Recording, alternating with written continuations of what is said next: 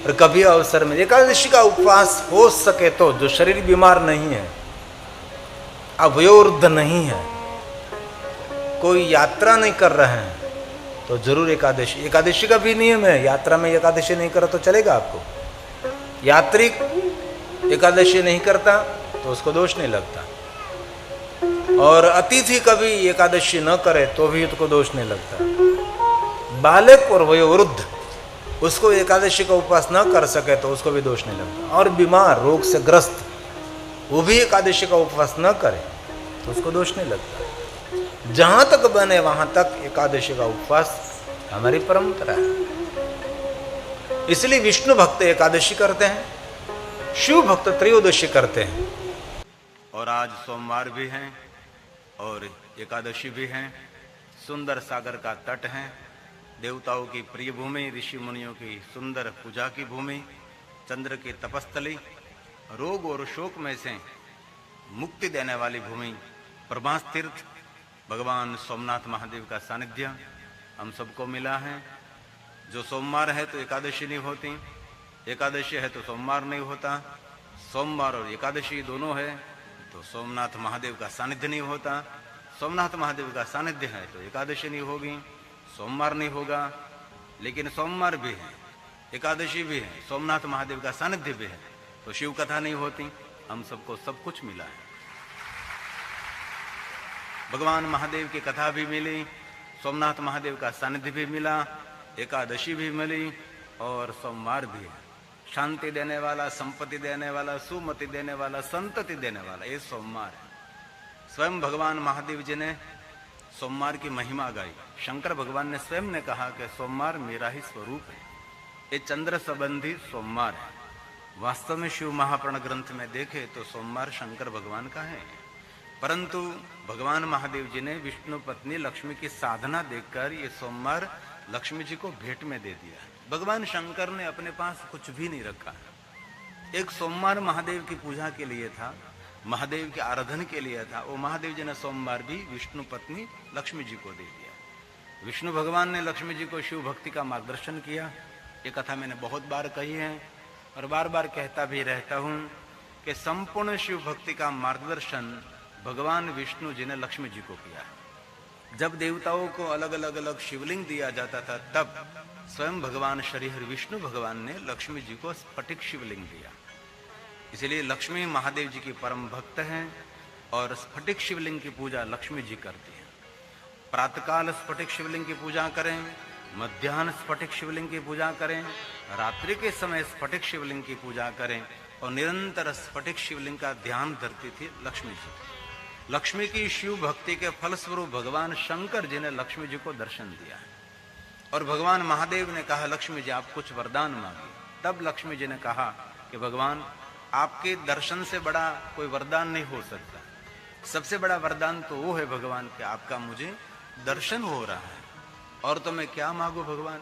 महादेव ने कहा नहीं लक्ष्मी आप कुछ तो मेरे पास वरदान मांगी।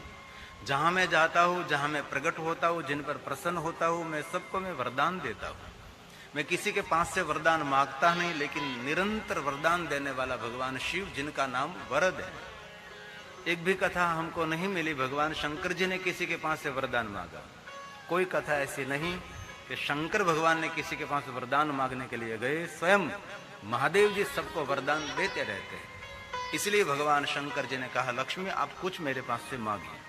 तब लक्ष्मी जी ने कहा कि महादेव निरंतर सुस्थिर मेरे हृदय में आपकी भक्ति रहे, कभी मेरी भक्ति आपके प्रति विचलित न हो जाए, कभी मेरी श्रद्धा टूटे नहीं, मेरा विश्वास रहे, ऐसी सुस्थिर भक्ति मुझे भगवान महादेव जी आपकी मिली। ये लक्ष्मी जी ने भगवान शंकर के पास से मांगा है। आपने राम जी की शिव भक्ति का वर्णन सुना होगा। भगवान प्रभु राम ने भी महादेव के पास से सुस्थिर शिव भक्ति मांगी।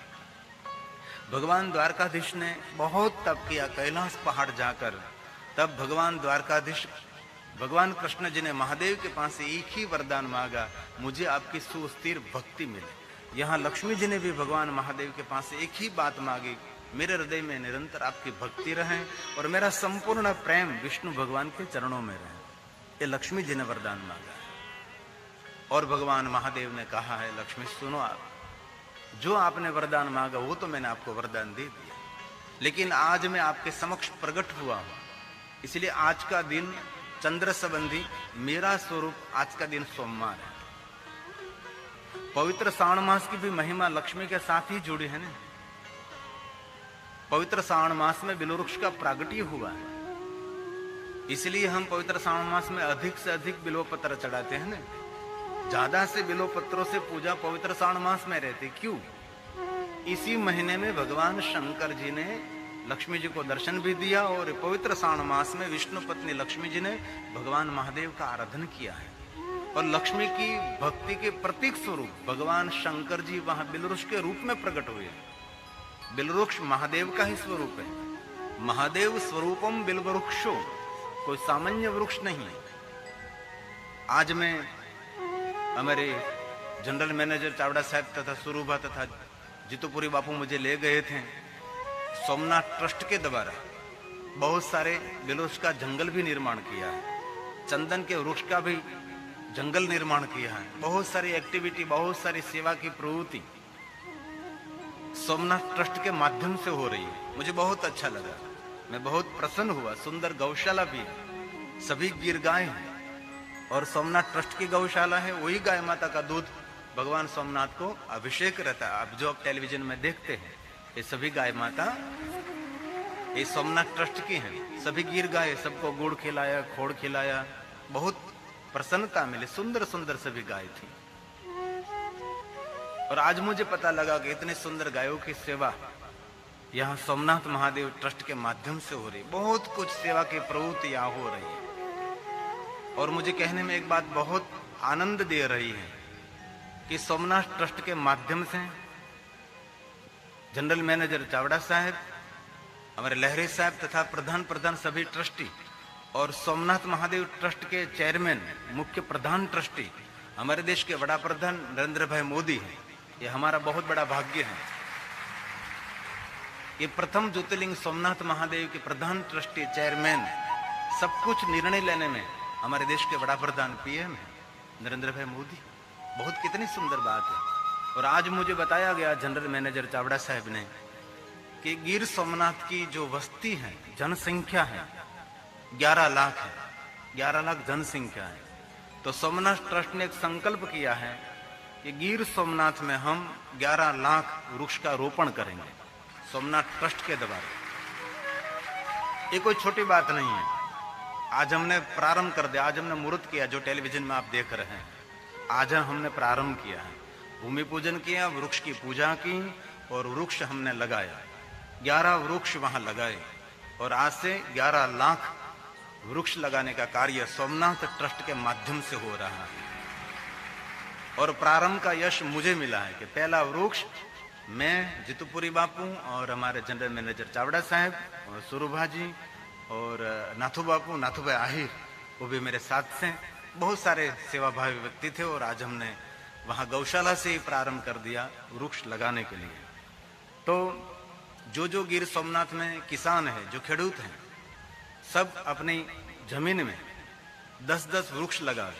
सोमनाथ ट्रस्ट की तरफ 7 वृक्ष फल देने वाले आपको मिलेंगे, 1 बिल्ववृक्ष फरजियात रहेगा और 2 वृक्ष आप जो कहें आपकी पसंद के 2 वृक्ष आपको दिए जाएंगे। संपूर्ण खर्च सोमनाथ ट्रस्ट उठाएंगे। 7 वृक्ष फल देने वाले, इसमें 1 फरजियात वृक्ष बिल्ववृक्ष दिया जाएगा, वो तो लगाना ही पड़ेगा। 2 वृक्ष जो किसान के वो वृक्ष दिए जाएंगे। जो खातेदार किसान हैं यही सोमनाथ ट्रस्ट के ऑफिस में अर्जी करें तो उसको सोमनाथ महादेव ट्रस्ट की ओर से सभी किसानों को 10-10 वृक्ष दिए जाएंगे। उसके कुछ फीस, कुछ चार्ज नहीं लिया जाएगा, सिर्फ सोमनाथ की सेवा रहेगी। और लगभग 10 करोड़ के आसपास का ये बहुत बड़ा खर्च है। ये सोमनाथ ट्रस्ट वृक्ष लगाने के लिए खर्च कर रहे हैं। तो 11 लाख वृक्ष सोमनाथ ट्रस्ट के माध्यम से गिर सोमनाथ में लगेंगे। जितनी गिर सोमनाथ की जनसंख्या है उनकी जनसंख्या के बराबर ये वृक्ष लगाए जाएंगे गिर सोमनाथ में। और दूसरी बात मुझे आज जनरल मैनेजर चावड़ा साहब ने कही, मुझे पता नहीं था, लेकिन आज मुझे जानने में मिली तो बहुत मुझे खुशी हुई। भारत देश आजाद हुआ 75 साल हो रही हैं, तो हमारे पीएम माननीय मोदी साहब ने जाहिर किया है हर गांव की प्राथमिक शाला, हर गांव के आरोग्य केंद्र, गांव का रामजी मंदिर, गांव का शिवालय, जहां जहां सरकारी जमीन है हर गांव में गांव लोग सरपंच के साथ, तलाटी मंत्री के साथ, गांव के आगेवानों के साथ हर गांव में 75 वृक्ष लगाया जाए, ऐसा घोषणा हमारे नरेंद्र भाई मोदी ने की। तो आपके गांव में गांव को सक्रिय करके हर गांव में 75 वृक्ष लगे तो बहुत कुछ हो सकता है, क्योंकि वृक्ष हमारा जीवन का पर्याय है। मनुष्य जीवन को जीवित रखने के लिए वृक्ष की बहुत आवश्यकता है और शिव महापुराण में वृक्ष की बहुत बड़ी महिमा है। और मैंने बहुत बार कहा है, कोई मनुष्य एक बिल वृक्ष लगावे, इस वृक्ष को बड़ा करे, उस वृक्ष की सेवा करें, इस मनुष्य को एक बिल वृक्ष से 1 करोड़ शिवालय निर्माण का फल मिलता है। ये बिल वृक्ष की महिमा है। बिल वृक्ष की परिक्रमा, बिल वृक्ष को प्रणाम, बिल वृक्ष को स्पर्श, उसकी बहुत महिमा है। और भी शिव पुराण में कहा है, कोई मनुष्य एक वट वृक्ष लगावे, एक पीपल वृक्ष लगावे, पीपल वृक्ष वट वृक्ष को बड़ा करे, तो इस मनुष्य को 100 कल्प तक वैकुंठ लोक, भगवान विष्णु का लोक मिलता है। ऐसी बहुत सारी बातें शिव महापुराण में कही गई है। तो बहुत सारे सेवा कल्प हमारे प्रथम ज्योतिर्लिंग सोमनाथ ट्रस्ट के माध्यम से हो रहा है और सोमनाथ ट्रस्ट के माध्यम से अन्नक्षेत्र भी चलता है और सुंदर, एकदम सुंदर सात्विक भोजन दिया जाता है, उसका भी कोई चार्ज नहीं है। बहुत सुंदर सुविधा और आने वाले समय में भी बहुत सारी सुविधा यहाँ खड़ी की जाएगी। तो आस्था टीवी के माध्यम से, आस्था इंटरनेशनल के माध्यम से, आस्था भजन के माध्यम से जो श्रोता कथा सुनते हैं, कभी भी आप सोमनाथ की यात्रा करने चाहते तो ऑनलाइन सोमनाथ महादेव का संपर्क करें। ऑनलाइन में आप रूम बुक कर सकते हैं, जो कुछ यहाँ की ध्वजा विधि है, ध्वजा चढ़ा सकते हैं, पहले से आप ऑनलाइन बुक कर दें। भगवान की पूजा करना चाहते हैं, विशेष कोई सेवा करना चाहते हैं तो सोमनाथ महादेव, तो वेबसाइट में और आपके मोबाइल में, गूगल में आप सोमनाथ ट्रस्ट संचालित जो वेबसाइट है उन पर संपर्क करें। ऑनलाइन आप सब बुकिंग कर सकते हैं, ऑनलाइन पूजा भी नोंधा सकते हैं।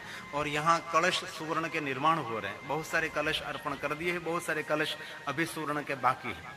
तो ऑनलाइन आप संपर्क करें सोमनाथ ट्रस्ट का, और वाया सीधा सोमनाथ ट्रस्ट का ही संपर्क करें और दूसरे का किसी का संपर्क करने की आवश्यकता नहीं है। सीधे सोमनाथ महादेव की वेबसाइट खोलें और इनमें बहुत सारे नंबर हैं, माहिती नंबर, मार्गदर्शन नंबर, बहुत कुछ हैं। इनमें से आप सभी डेटा लेकर आप सोमनाथ महादेव में सुवर्ण कलश दे सकते हैं। एक कलश का 1,21,000 रुपया रखा गया है। 1,21,000 में सोमनाथ महादेव को आप सुवर्ण कलश अर्पण कर सकते हैं। आपको इनवाइट करेंगे, आपके हाथों से भगवान की पूजा कराएंगे, बाद में आपकी तरफ से सोमनाथ महादेव का सुवर्ण कलश होगा। तो बहुत सारे शिव भक्त सोमनाथ में जुड़े और सोमनाथ का पूरा सुवर्ण निर्माण करने का आप भी सहयोगी बने। और आने वाले समय में पूरा सोमनाथ महादेव का शिवालय सुवर्ण का बनने जा रहा है, तब हमारे भारत देश सुवर्ण ही भारत देश कहलाएगा। तो बहुत सारी सेवा की प्रवृत्ति सोमनाथ महादेव में हो रही है, तो बहुत बहुत आदर करता हूं मैं। तो आज का दिन सोमवार भी है, आज का दिन विशेषता है, आज के दिन उपवास की भी महिमा है, एक समय भोजन भी कर सकते हैं, एकादशी भी है, सोमवार भी है। यहाँ भी भोजन प्रसाद में भी फराळ भी बनाया है और भोजन भी बनाया। शाम को भी फराळ भोजन, शाम को फराळ, सिर्फ फराळ, शाम को भोजन नहीं है, शाम को भोजन है, शाम को भोजन है। तो आप देख लीजिए, अभी सुगंध नहीं आ रही है, बाद में सुगंध आएगी भोजन की, तो जरूर आप प्रसाद ले सकते हैं। उसके लिए थोड़ी सी रसीद, एक पास लेना पड़ता है। तो एक गिनती के लिए जो जजमान श्री हैं, जो कुछ करना चाहते तो उसके लिए उसको आनंद मिलेगा। भाई चलो भाई 3,000 ने भोजन लिया, कल 3,000 भाई बहनों ने भोजन किया, ऐसे 1,000 भाइयों ने, 2,000 भाइयों ने सब भोजन करते हैं, तो जो जजमान श्री है उसको आनंद होता है। तो आज भगवान महादेव ने स्वयं ने लक्ष्मी जी को सोमवार भेंट में दिया। वास्तव में लक्ष्मी सोमवार मेरी पूजा की महिमा सोमवार के दिन है, लेकिन आज मैं आपकी भक्ति को देखकर प्रसन्न हूं। जो मेरा संबंधी वार है, जो सोमवार है, जो शांति देने वाला, संपत्ति देने वाला है, वो मैं लक्ष्मी आपको मैं भेंट में देता हूं। और सुनो लक्ष्मी, मैं आपको एक श्रेष्ठ वरदान देना चाहता हूं। आपने आज मेरी भक्ति की है, आपके समक्ष में प्रसन्न हूं। लक्ष्मी जी, आप मुझे बताओ, इस दुनिया में आपकी पहचान क्या है? लक्ष्मी जी ने स्वयं ने कहा कि महादेव, सारी दुनिया मुझे विष्णु पत्नी लक्ष्मी कहती है, सारी दुनिया मुझे विष्णु पत्नी लक्ष्मी के नाम से मुझे पुकारा जाता है। तो भगवान महादेव ने कहा, लक्ष्मी मैं आज आपका नाम बदलना चाहता हूं। लक्ष्मी जी ने कहा, महादेव मेरा नाम आप बदलेंगे? भगवान शंकर जी ने कहा, मेरी कोई साधना करे, मेरी कोई उपासना करे, उसका नाम बदलने की क्या बात करे, उसका भाग्य भी मैं बदल सकता हूं, क्योंकि मैं शिव हूं, सभी देवता के इष्ट हूं। और हम सभी जानते हैं, सभी ऋषि मुनियों के इष्ट, सभी देवताओं के इष्ट भगवान शंकर, भगवान महादेव है। इसलिए भगवान स्वयं महादेव ने कहा, लक्ष्मी जी अभी तक आपके पहचान सारी दुनिया में विष्णु पत्नी लक्ष्मी नाम से पहचान थी, आज आपने महादेव की साधना की है, इसलिए मैं वरदान देता हूं, आज से इस दुनिया में आपका नाम, आपकी पहचान विष्णु पत्नी लक्ष्मी नहीं, आज से विष्णु पत्नी महालक्ष्मी रहेगा, क्योंकि महादेव की साधना की है। तो ये महा शब्द भगवान स्वयं शंकर जी ने लक्ष्मी जी को दिया। आपकी पूजा की प्रधानता सोमवार के दिन रहेगी। अरे विशेष कोई लक्ष्मी जी की उपासना, लक्ष्मी जी की पूजा करना चाहते हैं तो सोमवार के दिन उसकी महिमा है। हम तो इतना ही मानते हैं कि सोमवार मतलब शिव, सोमवार मतलब शिव की पूजा नहीं।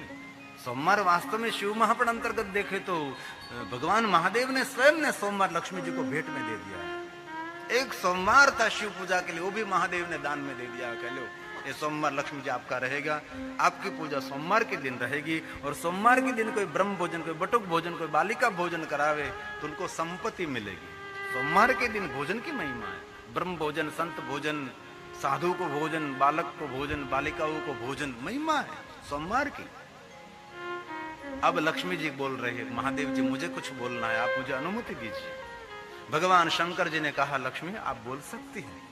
तब लक्ष्मी जी ने कहा, महादेव सोमवार आपका है, आज सोमवार के दिन मुझे आपका दर्शन हुआ है, मैं बहुत प्रसन्न हूं। महादेव मैं आपकी परम भक्त हूं और आपकी भक्ति का मेरे पास पुण्य है। तो महादेव जी मैं आपके समक्ष महादेव बोलती हूं, सत्य वचन बोलती हूं, कोई भी मनुष्य सोमवार के दिन महादेव आपका दर्शन करे, आपका पूजन करे, आपका स्मरण करे, सोमवार का कोई व्रत करे, सोमवार के दिन आपके दर्शन अर्चन पूजन करे और सोमवार के दिन आपको कोई याद करे, उन पर विष्णु पत्नी लक्ष्मी नहीं, विष्णु पत्नी महालक्ष्मी प्रसन्न रहेगी। इसलिए सोमवार की महिमा। और हम सब हमारे भाग्य की सराहना करें। सोमवार तो है, एकादशी भी है। एकादशी विष्णु भगवान और वैष्णव की, और सोमवार शिवों का। जो सोमवार है वो तो शिव परंपरा, और एकादशी विष्णु परंपरा, हरिहर एक स्वरूप। और मिला सोमनाथ का सानिध्य, कितना सुंदर अवसर मिला। सागर का तट, भगवान की कथा, सोमनाथ का सानिध्य, उसको भी त्रिवेणी कहा जाता है। सागर का तट एक, शिव महापण दो, और हमारा सोमनाथ महादेव प्रथम, ये भी त्रिवेणी कहा जाता है। तापत्रय हरम, इसलिए सोमवार महादेव का है, लेकिन लक्ष्मी जी को भेंट में दिया है। पवित्र श्रावण मास में भगवान शंकर जी ने कहा कि लक्ष्मी आपने साधना उपासना की, पवित्र श्रावण मास में मैं आपके समक्ष प्रकट हुआ हूं और आपके तप का फल और मेरा स्वरूप बिलवृक्ष प्रकट हुआ है। और स्वयं भगवान महादेव ने बिलवृक्ष की महिमा गाई है। बिलवृक्ष पत्र भगवान महादेव को चढ़ाने से अधिक महिमा बिलवृक्ष की सेवा की महिमा है। लेकिन इस सेवा की महिमा हमने नहीं स्वीकारी। हमने तो बिलोपत्र तोड़ तोड़ कर भगवान को चढ़ाने का प्रयास किया। ये भी उल्लेख है कि जो कोई मनुष्य बिलवृक्ष की सेवा करता है वही पत्र महादेव को चढ़ा सकता है। बिलवृक्ष की आज्ञा लेनी पड़ती है, उसकी अनुमति लेनी पड़ती है, तब ये पत्र भगवान महादेव को चढ़ा सकते हैं। और इसी भी आज्ञा की है कि 3-3 पंखड़े वाले ही बिलोपत्र भगवान महादेव को चढ़ा सकते हैं, 2 को छोड़ दीजिए, क्योंकि वृक्ष पर्ण से श्वास लेते हैं, मूल से खुराक लेते हैं। कई लोग अबूध लोग होते हैं, पवित्र श्रावण मास में बिलवृक्ष की डाली डाली काट काट कर बिलवृक्ष की हत्या करते हैं। ये कोई परंपरा नहीं है। जरूर बिलोपत्र महादेव को चढ़ाने की महिमा है, उससे तो ज्यादा महिमा बिलवृक्ष लगाने की महिमा है। इसलिए बहुत घरों के आंगन में बिलवृक्ष लगाया है। बहुत सारे मोहल्ले में बिलवृक्ष हम देखते हैं, गांव में, शहर में। आजकल धीरे धीरे सब जागरूक हो रहे हैं, वातावरण को पवित्र भी करते, सुगंधी भी करते हैं। बिल्वपत्र मनुष्य के लिए औषधि माना जाता है। तो आज का दिन सोमवार है और सोमवार के दिन हम तीर्थ निवास करते हैं, एकादशी का उपवास करते हैं। तीर्थ की एकादशी, तीर्थ का सोमवार, प्रथम ज्योतिर्लिंग सोमनाथ महादेव के सानिध्य में हम बैठे हैं। तो जो मुझे मिला है महादेव के प्रति थोड़ा कहने का प्रयास करो। और आज मुझे सोमनाथ महादेव की कथा भी आपको सुनानी है। शिवालयाने यत्नेन, यत्न पूर्वक शिवालय निर्माण करना चाहिए, ये बात शिव पुराण में कही। अपनी अथाशक्ति अनुसार, आपकी योग्यता के अनुसार हर व्यक्ति के लिए शिवालय निर्माण करना चाहिए। राजा महाराजा ने शिवालय निर्माण किया है। शिवालय निर्माण करके शिवालयों में भगवान शंकर जी की पूजा करनी चाहिए। ये आज्ञा भगवान वेद व्यास की है, ये व्यास जी बोले हैं। एक एक श्लोक शिव संबंधी श्लोक है, एक एक श्लोक महादेव के प्रति है।